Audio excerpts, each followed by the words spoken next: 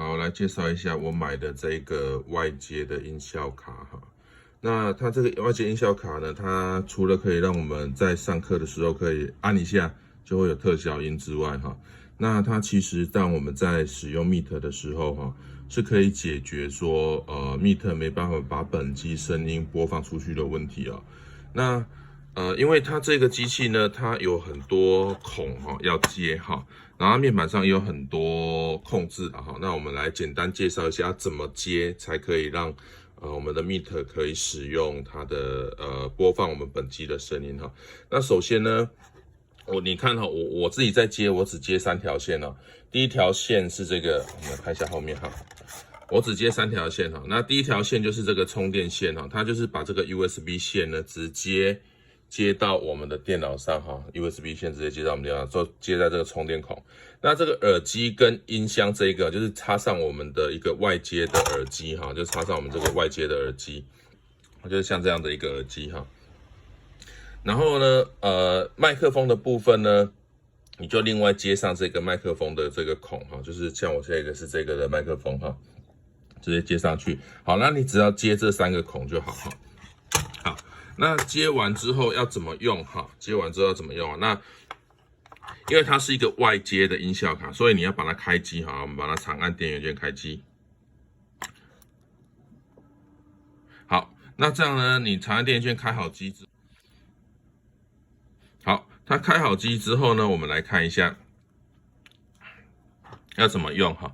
那首先呢，我们回到我们的电脑上哈，我们的 Google Meet 打开来。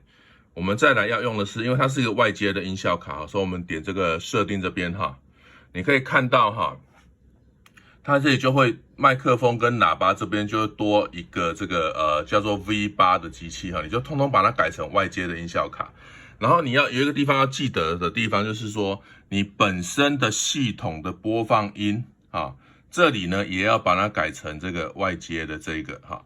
那换句话说，就是说我之后我的电脑的声音就要通通都要透过这一台机器，所以你就记得 Meet 的麦克风跟喇叭通通改成这个外接的音效卡，跟你电脑的播放音也都改成外接的音效卡。那你这样改完之后哈，我们来测试一下。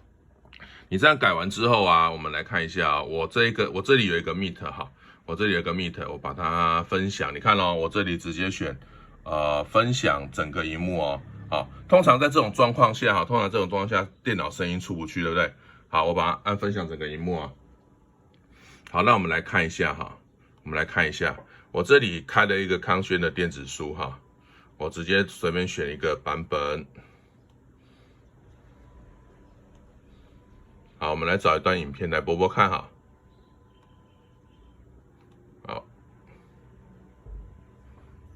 好，我现在播了，我们来看一下我们的这里远端有一台学生机哈。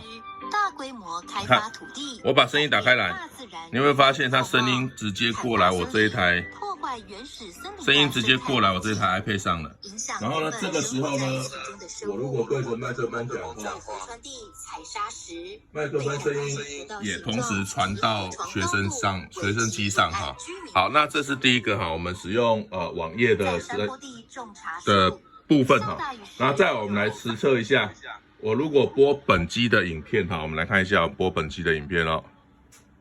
好，那你看哦，我现在是用我电脑里面的影片。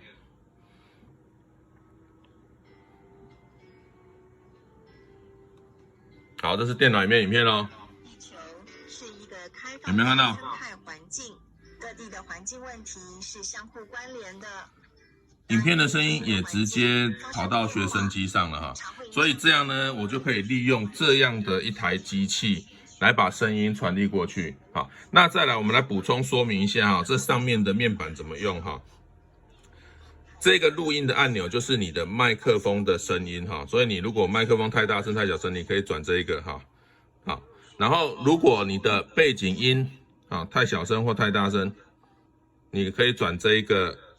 音乐的旋钮，好，那因为之后啊，你的本机端、老师端你要听到的声音都要透过这一台，所以你要利用这个耳机哈，去监听你现在学生听到的声音。那你如果想要听到麦克风声音，就是转这个监听的旋钮哈。好，这老师可以自己再测试看看。然后它上面这个旋钮是整个音量哈，整个的音量。我如果把它转小声，它就几乎没有了。转大声，好。然后右边这个混音呢，会有那个会有 echo 的感觉啊，所以我通常都会把它转到最小。好。然后底下这些就是一些音效声，比如说我点一下掌声，点一下笑声，点一下欢呼声。好，这个就是一键音效的效果了，一键音效效果。那它其实这里还有一个变音的效果哈，它这里还有变音的效果，有没有看到它声音变得很奇怪哈？声音也可以改变哦，声音也可以改变。好，那我们简单的介绍这台机器怎么用了哈。那你就记得改用这台机器之后，你的所有的声音就是必须要透过这一台机器来输入输出。那老师端你上课的时候，就是要带着你后面接的这一个耳机哈，带着你后面接的这个耳机来做上课哈。好，那我今天的分享就到这里。